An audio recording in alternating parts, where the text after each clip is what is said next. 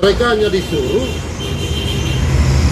oleh oknum-oknum ini untuk menandatangani belangko kosong tanpa isi suratnya. Maka dari itu, sebagian besar masyarakat sudah membuat pernyataan di atas materai 10.000 untuk menarik tanda tangannya dan juga merasa ditipu. Dan kita sudah laporkan mereka ke polisi karena ini dianggap fitnah. Ini surat laporan, ini surat.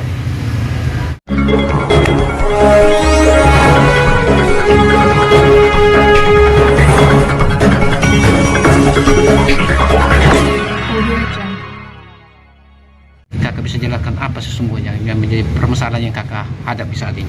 Ya, terima kasih. Jadi begini,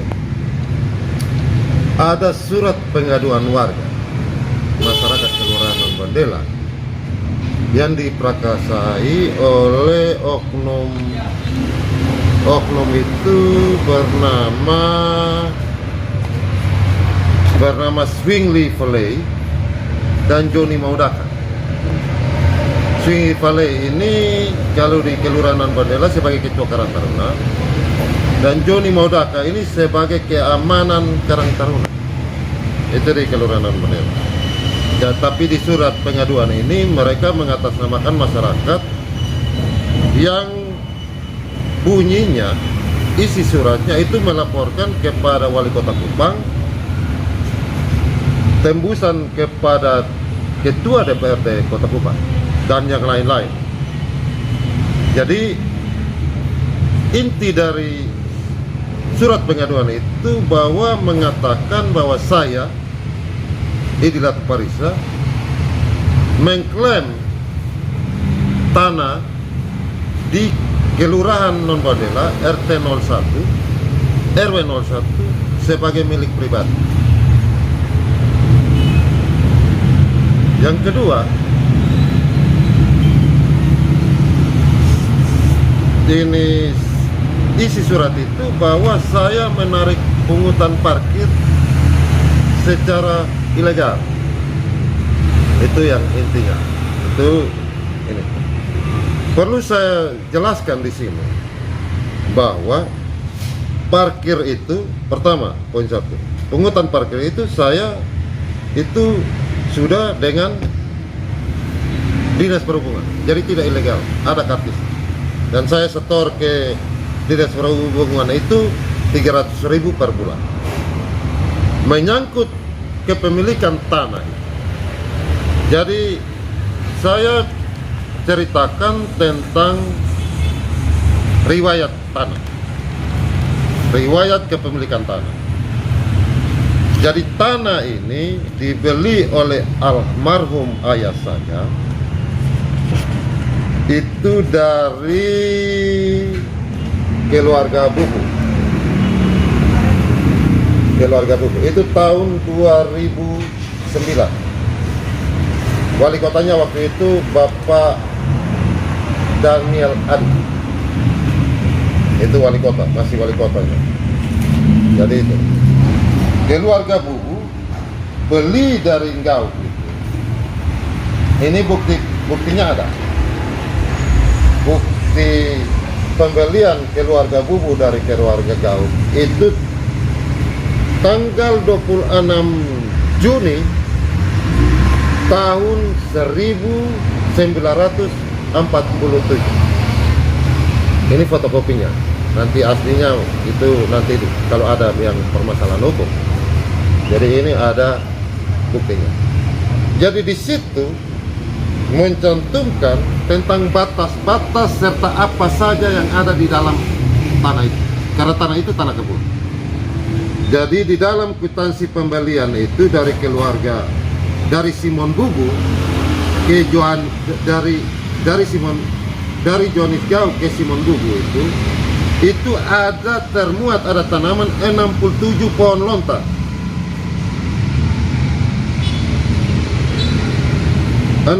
Pohon lontar besar dan banyak. Entah itu istilah dulu, saya tidak tahu. Dan 9 pohon kelapa besar, pohon-pohon keju, kecil dengan yang lain-lain. Itu ada sih. Itu tahun 1947. Batas-batasnya tanah itu utara dengan rumah gereja Namosain. Rumah gereja Namosain itu di pinggir laut. Jadi dulu itu tidak ada jalan ke Namosain. Itu sejarahnya. Jadi orang Namosain itu gereja di sekitar situ ada bangun gereja karena ada jalan yang ini. Selatan itu dengan Kalimatil. Bagian timur kan masih istilah ini masih jalan lama. Dengan pohon lontar kepunyaan almarhum Inlat lahir Inlat lahir TH barat dengan pinggir laut. Itu batas. Jadi waktu itu jalan itu tidak ada di itu tanah. Entah itu jalan dibuat tahun berapa saya tidak tahu. Tapi menurut data ini di kebun itu tidak ada jalan. Itu ini. Jadi kalau kita sesuai baru-baru ini RDP kan begitu. Ya nanti kita bahas RDP. Nah, kita bahas RDP nanti. Hasil RDP, maksudnya RDP dengan Dewan. Karena Dewan sudah panggil saya untuk rapat dengan pendapat. Nah, Karang Taruna ini atau oknum masyarakat ini, dia mewakili masyarakat Membaun yang mana? Karena begini, di dalam surat itu, di dalam surat pengaduan ini isinya tidak ada tanda tangannya. Ini saya anggap surat kaleng sebenarnya. Saya juga tidak diberi petebusan. Ini saya dapat dari sumber lain. Nah, ini tanda tangan nanti di blanko ini sendiri. Ini tanda tangan di blanko sendiri. Jadi ini ada 199 warga atau oknum, saya bilang oknum lah, warga atau oknum. Dan ternyata banyak yang tidak tahu tentang ini. Mereka hanya disuruh oleh oknum-oknum ini untuk menandatangani blanko kosong tanpa isi suratnya. Maka dari itu sebagian besar masyarakat sudah membuat pernyataan di atas materai 10.000 untuk menarik tanda tangannya dan juga merasa ditipu. Ini ada pernyataan. Ini sebanyak 54 orang. Ini semua di atas materai 10.000. Banyak yang mau datang, tapi kita anggap cukup sudah karena ini sudah menjadi bukti. Dan kita sudah laporkan mereka ke polisi. Karena ini dianggap fitnah. Ini surat laporan, ini sudah ada. Jadi ke Polda, dan Polda sudah limpahkan ke Resta, dan Polresta sudah bersurat ke saya, sudah melakukan gelar perkara. Hasilnya yang belum sampai ke saya. Itu yang perlu saya sampaikan. Kita mewakili yang mana, masyarakat yang mana, saya juga tidak tahu. Karena ini saya anggap ini hanya kepentingan pribadi dua oknum ini. Kepentingan dua oknum, yaitu Swingli dan si Joni, yang membawa masyarakat dan membawa organisasi Karang Taruna. Itu. Jadi kalau saya menyangkut tanah saya, itu bukan saya klaim sendiri, karena saya punya bukti yuridis. Tanah ini riwayatnya jelas dari Johannes Gau, dibeli oleh Simon Bobu tahun 1947 dan dibeli oleh ayah saya tahun 2009. Ayah saya, almarhum Bucelatu Perisa, membeli itu dan membayar pajak dari tahun 2009 juga. Dan pelepasan akanya sudah ada, PH-nya ada, pengajuan pengukuran kwitansi pembeliannya ada, PH-nya ada, Itu yang mengetahui lurah dan camat. Waktu itu lurah masih Bapak Lurah Sinyo Kasilio, camatnya Bapak Adam Herewila, wali kotanya Bapak Danadi. Itu yang saya tahu. Ayah saya setelah membeli habis mengajukan mendaftar ke pertanahan. Mendaftar ke pertanahan itu tahun 2010. Ini berkasnya sudah di pertanahan dan ada ini bukti tanda terima. Itu saya membayar di kwitansi ini 780.000 sekarang. Ini apa? Ini saya bayar. Ini tanda. Karena dinyatakan lengkap, makanya diterima di loket. Dan 2 kali dinyatakan lengkap sebenarnya, yaitu ayah saya yang membayar 1.250.000 dan juga saya yang membayar 780.960. Jadi tanah itu sudah, pertanahan sudah menerima uang kami sekitar 2 jutaan karena dua kali ajukan. Setelah itu pertanahan melakukan pengukuran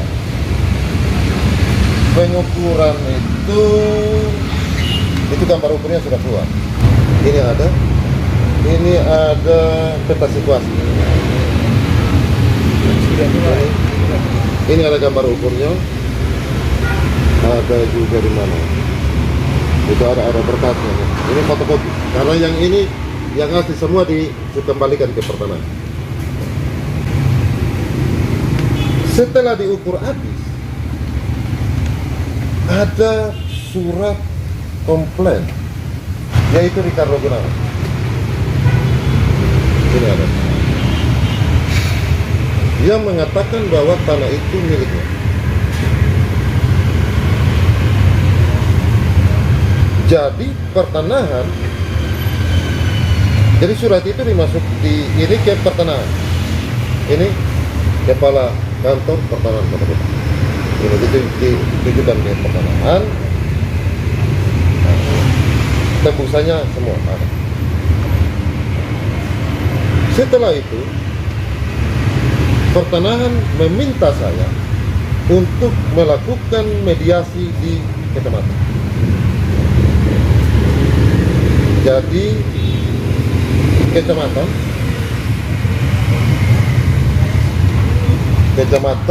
bersurat kepada saya untuk mediasi. Itu Kamis tanggal 7 Februari 2019. Ini undangan mediasi pertama itu. Dan hasil mediasinya ada tuh. Ini ada. Karena Ricardo Gunawan ini hanya mengutus penasihat hukum Joronta. Setelah hasil mediasi saya masukkan ke pertanahan. Pertanahan tidak ada tanggapan juga, tapi undang mediasi satu di pertanahan. Itu hari Selasa 8 Oktober 2019. Ini surat undangan mediasi pertama. Tapi waktu itu saya hadir, tapi yang komplain ini Ricardo Gunawan itu tidak hadir. Karena tidak hadir, maka pertanahan mengundang saya lagi untuk mediasi kedua. Yang komplain si Ricardo Gunawan itu tidak hadir pada mediasi kedua. Setelah itu tidak ada lagi pemberitahuan kepada saya tentang kepengurusan sertifikat saya oleh pertanahan. Setelah itu tidak ada lagi. Jadi saya anggap bahwa saya punya sudah selesai dan pertanahan karena kewajiban saya sebagai warga negara sesuai dengan formulir yang dikeluarkan oleh pertanahan. untuk mengisi dalam pengajuan permohonan sertifikasi. Itu saya sudah lengkap. Karena begini, formulir pertanahan keluarkan itu, yang pertama, formulir itu adalah permohonan hak milik ditujukan kepada kantor pertanahan Kota Kupang. Itu formulir yang pertama, itu harus diisi. Yang kedua, yaitu surat riwayat pemilikan tanah. Itu yang ada di formulir, yang saya harus lengkapi. Yang ketiga, surat pernyataan penguasaan fisik bidang tanah. Yang keempat, surat pernyataan penanaman tanda batas tanah. Yang kelima, penyerahan hak atas tanah. Serta persyaratan pendukung seperti KTP, pajak terakhir, pajak 1 tahun terakhir, kartu keluarga, surat kwitansi jual beli atau kwitansi ini hibah dengan syarat-syarat tambahan pendukung yang lain. Itu warga negara yang mau memiliki hak itu melengkapi itu. Dan saya sudah lengkapi dan sudah mendaftar ke loket. Nah, kalau memang pertanahan bilang ada aturan tambahan, kenapa tidak ada di formulir? Dan sampai saat ini tidak ada. Tidak diberitahu saya, tidak ada. Dari tahun 2010 saya mengajukan. Sampai 2018 saya mengajukan. Sampai sekarang tidak ada pemberitahuan dari pertanahan bahwa ada persyaratan tambahan. Karena apa? Waktu RDP, pertanahan mengatakan bahwa harus ada rekomendasi dari wali kota. Ya, wali kota. Sedangkan lurah dan camat itu adalah perwakilan dari wali kota. Karena lurah dan camat sudah tanda tangan formulir, ya, saya anggap pemerintah sudah sah. Dan formulir ini tidak ada lagi rekomendasi dari wali kota. Jadi, apakah hanya saya yang dikenakan itu? Atau apa? Itu patut dipertanyakan. Yang kedua, saya merasa dirugikan oleh pertanahan. Karena apa? Saya bolak-balik sampai mediasi, sampai sekian banyak bolak-balik pitanya kapan sertifikat keluar. Turun ini bolak-balik. Berapa banyak kerugian saya? Kewajiban saya sudah laksanakan. Sekarang saya menuntut pertanahan. Jadi ini yang ayah saya dapat di loket.